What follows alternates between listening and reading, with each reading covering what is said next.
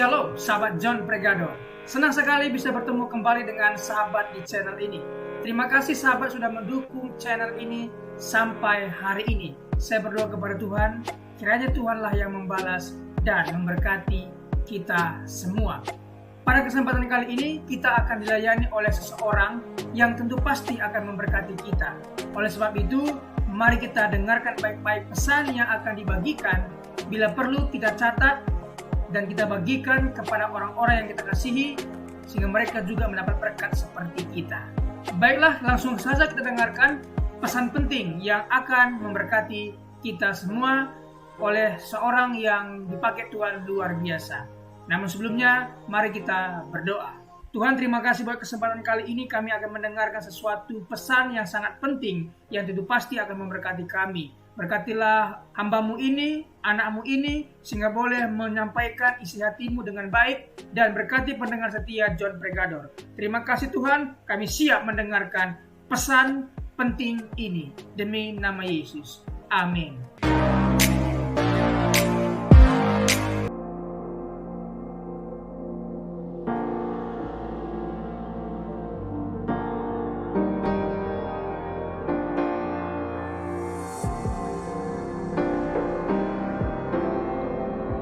Shalom sahabat, senang berjumpa dengan sahabat di channel ini.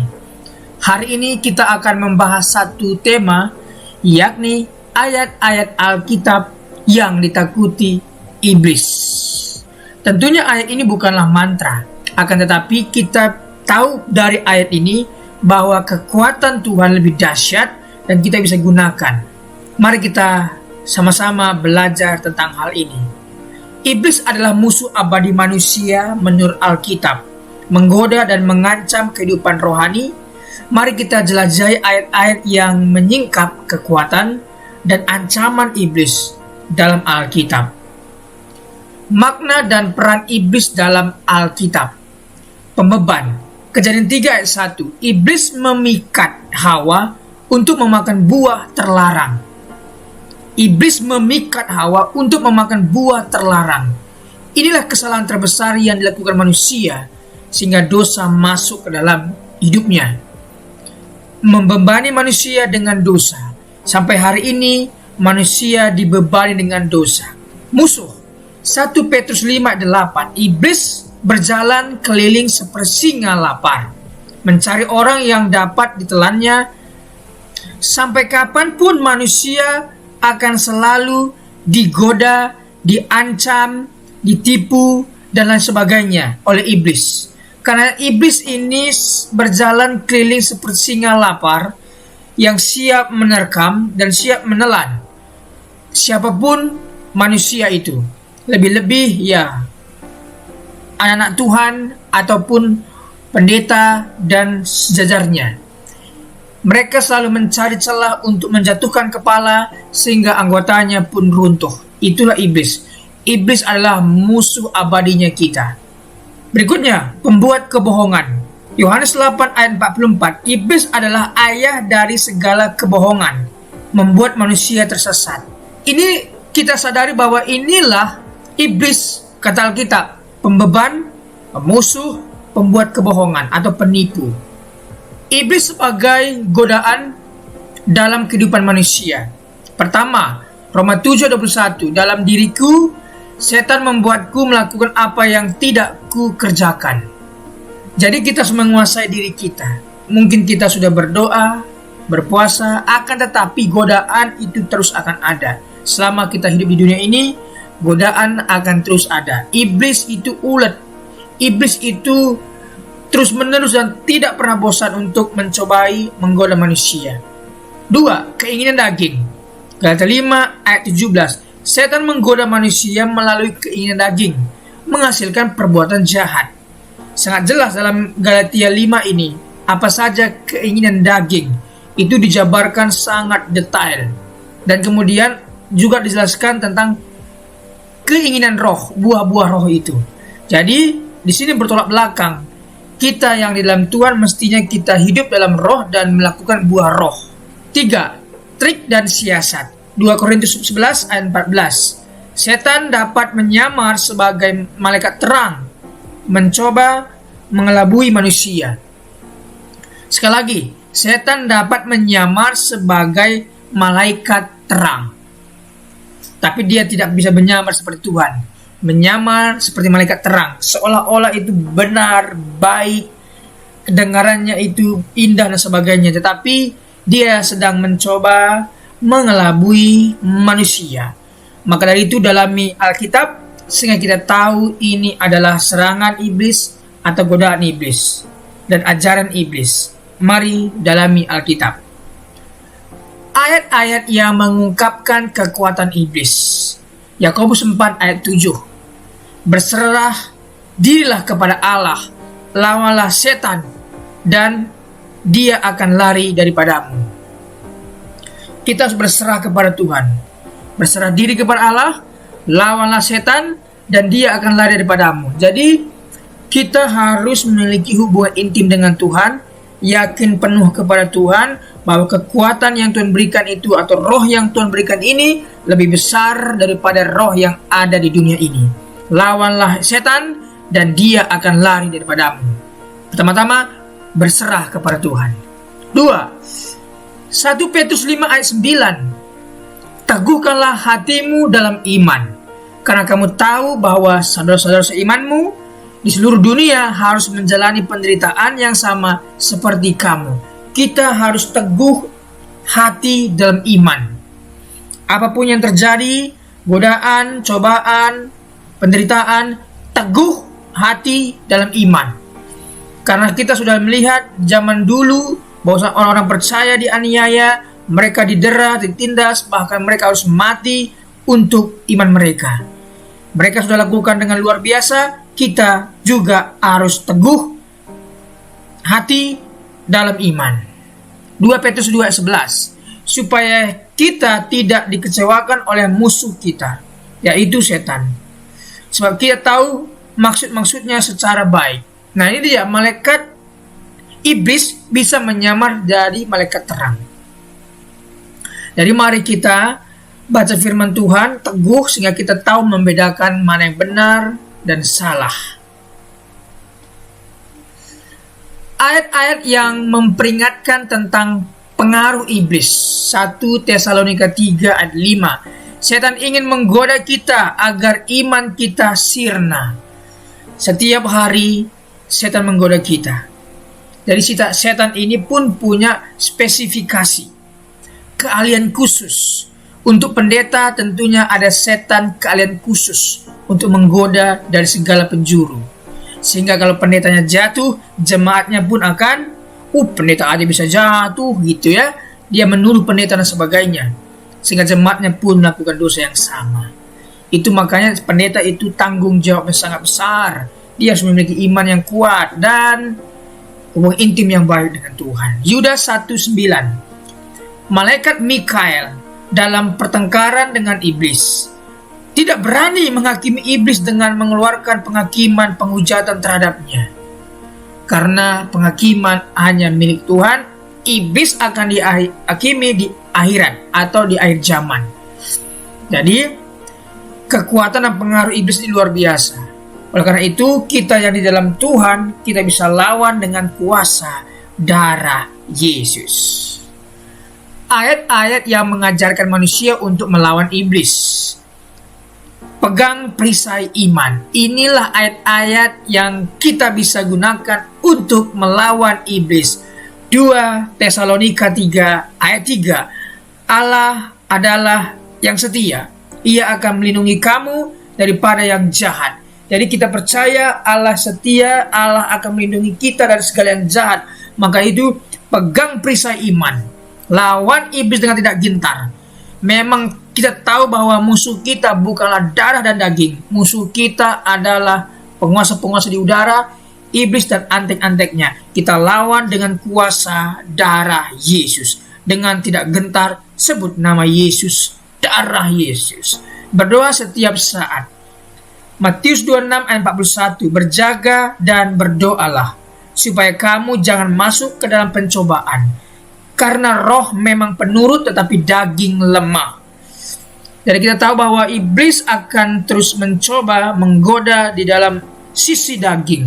karena daging lemah, sehingga dia ingin serang daging, sehingga membuat mata kita terbuka dan kita terpikat dan kita terikat dan ikut godaan iblis. Maka dari itu kita harus berdoa membentengi diri kita, mempagari diri kita dari serangan siasat iblis. Dampak dan konsekuensi dari jatuh ke dalam godaan iblis. Ini dampaknya. Pertama, keruntuhan hidup.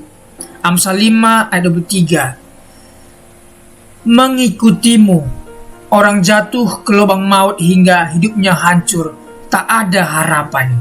Jadi, orang yang sudah terjerumus dan tidak mau bertobat, akan ada lubang maut hingga hidupnya hancur, tidak lagi ada harapan kepadanya selain di api neraka bersama iblis.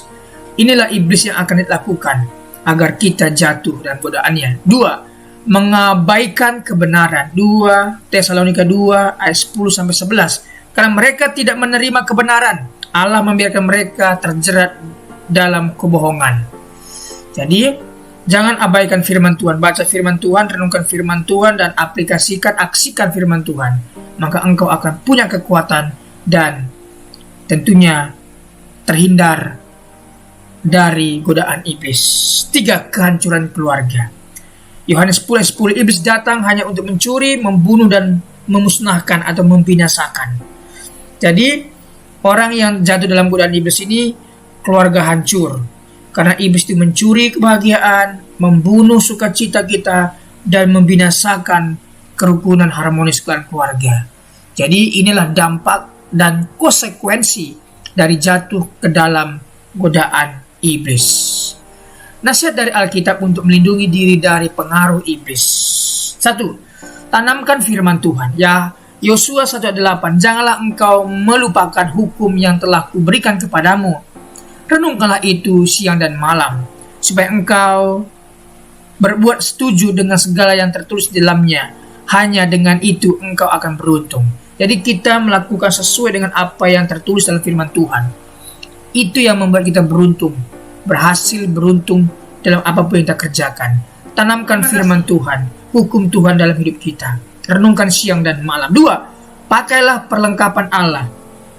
Efesus 6 ayat 11, kenakanlah seluruh perlengkapan Allah, supaya kamu tahan dan dapat bertahan menghadapi tipu muslihat iblis. Sekali lagi, musuh kita bukanlah darah dan daging, bukan manusia, bukan ciptaan Tuhan ini manusia, melainkan iblis. Itu lawan kita. 3. Bertahan dalam iman. 1 Korintus 16 ayat 13. Berjaga-jagalah, berdirilah teguh dalam iman, kuatkanlah dirimu dan jadilah berani. Kita jadi berani, kuatkan diri, jangan sampai kita goyah dan jatuh ke lubang jerat iblis. Jadi sahabat, kuatkan dirimu di dalam firman Tuhan, tanamkan firman Tuhan, pakai perlengkapan Allah, bertahan dalam iman. Inilah tadi ayat-ayat Alkitab yang ditakuti iblis. Kita sudah tahu apa yang menjadi kekuatan, ancaman iblis, godaan iblis, tetapi ada firman Tuhan yang menguatkan kita bahwa kita harus menanamkan firman Tuhan, mengaplikasikan firman Tuhan, mengatakan firman Tuhan, dan memiliki hubungan intim dengan Tuhan. Maka kita akan kuat. Terima kasih. Apabila ada masukan, saran, dan komentar, silahkan tinggalkan di bawah video ini. Apabila sahabat diberkati, silahkan share video ini. Terima kasih. Tuhan Yesus memberkati. Terima kasih sudah menyaksikan tayangan kami hari ini. Kami yakin kita diberkati melalui video ini. Banyak pelajaran yang bisa kita ambil. Catat, renungkan dan aplikasikanlah dalam kehidupan kita. Sahabat, dalam hidup ini, kita selalu diperhadapkan dengan pilihan-pilihan, mau memilih buruk atau baik pasti ada konsekuensinya yang akan kita pertanggungjawabkan di kemudian hari. Oleh sebab itu, firman Tuhan tegas mengatakan dalam Matius 12 ayat 36, setiap kata sia-sia yang diucapkan orang harus dipertanggungjawabkannya pada hari penghakiman. Ibrani 4 ayat 13. Dan tidak ada suatu makhluk pun yang tersembunyi di hadapannya, sebab segala sesuatu telanjang dan terbuka di depan mata Dia, yang kepadanya kita harus memberikan pertanggungan jawab. Oleh sebab itu kita harus senantiasa menjaga hidup kita sebaik-baiknya. Jangan sampai Tuhan mendapati hidup kita tidak ada bobotnya. Dengan terus menempel pada Tuhan, Tekun mengikuti setiap firman rema yang Tuhan sampaikan, hidup kita akan senantiasa diisi oleh kebenaran. Terima kasih sahabat sudah mengikuti dan menyaksikan tayangan kami hari ini. Saya yakin dan percaya kita pasti diberkati melalui tayangan hari ini. Sahabat, bila diberkati dengan tayangan kami, marilah kita dengan murah hati share video ini kepada teman-teman kita yang lain, agar mereka juga tidak kehilangan informasi dan mereka juga diberkati. Diberkati untuk memberkati. Sahabat John Pregador, banyak sekali pelajaran yang kita bisa ambil dari sesi hari ini. Catatlah baik-baik poin-poin yang telah disampaikan, simpan dalam hati, dan diaplikasikan dalam kehidupan sehari-hari. Saya yakin dan percaya itu bisa menjadi pelajaran dan rema buat kita, sekaligus membuat kita bijaksana dan bertanggung jawab dalam menjalani kehidupan ini. Sahabat John Pregador, apapun yang terjadi dalam kehidupan ini, tetaplah percaya kepada Tuhan, bersandar kepada Tuhan, pegang firman Tuhan. Karena firman Tuhan adalah pedoman hidup kita yang menuntun kita kepada jalan yang benar, yang membawa kita kepada keselamatan yang kekal. Jadi sahabat, mari kita mempergunakan waktu ini sebaik-baiknya. Selama hidup, selama masih diberikan kesempatan untuk berkarya, mari kita beri yang terbaik kepada Tuhan. Sahabat, apabila engkau dalam kesusahan, ingatlah firman ini. Marilah kepadaku semua yang letih lesu dan berbeban berat, aku akan memberikan kelegaan kepadamu. Pikulah kuk yang kupasang dan belajarlah kepadaku, karena aku lemah lembut dan rendah hati, dan jiwamu akan mendapatkan ketenangan. Diberkati orang yang mengandalkan Tuhan, yang menaruh harapannya kepada Tuhan. Ia akan seperti pohon yang ditanam di tepi air, yang merambat akar-akarnya ke tepi batang air, dan yang tidak mengalami datangnya panas terik, yang daunnya tetap hijau, yang tidak khawatir dalam tahun kering, dan yang tidak berhenti menghasilkan buah. Janganlah takut, sebab aku menyertai engkau. Janganlah bimbang, sebab aku ini Allahmu. Aku akan meneguhkan, bahkan akan menolong engkau. Aku akan memegang engkau dengan tangan kananku yang membawa kemenangan. Sebab aku ini mengetahui rancangan-rancangan apa yang ada padaku mengenai kamu.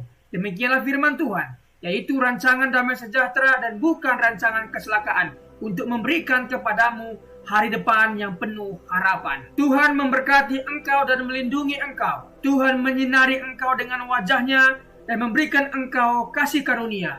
Tuhan menghadapkan wajahnya kepadamu dan memberikan engkau damai sejahtera. Tetaplah berpegang pada janji Tuhan. Diberkati sahabat John Pregador dimanapun berada. Pekerjaan apapun yang sedang dikerjakan, Tuhan buat berhasil. Darah Yesus buka dalam berkat, keberuntungan, keberhasilan, masa depan yang penuh harapan diberikan Tuhan kepada setiap pendengar setia John Pregador. Terima kasih, Tuhan Yesus memberkati. Mari kita berdoa. Tuhan Yesus, terima kasih buat hari ini. Kami percaya setiap hari adalah hari yang baik Engkau berikan kepada kami. Dan hari ini pun kami merasakan kebaikan Tuhan dan tidak ada alasan kami untuk tidak mengucap syukur. Terima kasih sepanjang hari yang Tuhan berkati. Terima kasih renungan kabar baik yang sudah kami dengar hari ini. Diberkatilah kiranya semua pendengar setia John Pregador. Dibukakan jalan berkat, jalan keberuntungan, keberhasilan mereka. Pekerjaan mereka berhasil dan beruntung. Keluarga mereka diberkati oleh Tuhan. Terima kasih Tuhan Yesus. Pertemukan kami di hari-hari berikutnya dengan keadaan sehat dan baik, diberkati oleh Tuhan Yesus. Terima kasih buat pembicara narasumber hari ini. Diberkati pekerjaan, usaha, bisnis apapun yang mereka kerjakan, Tuhan buat berhasil dan beruntung. Terima kasih Tuhan Yesus. Demi nama Tuhan Yesus kami berdoa dan mengucap syukur. Haleluya. Amin.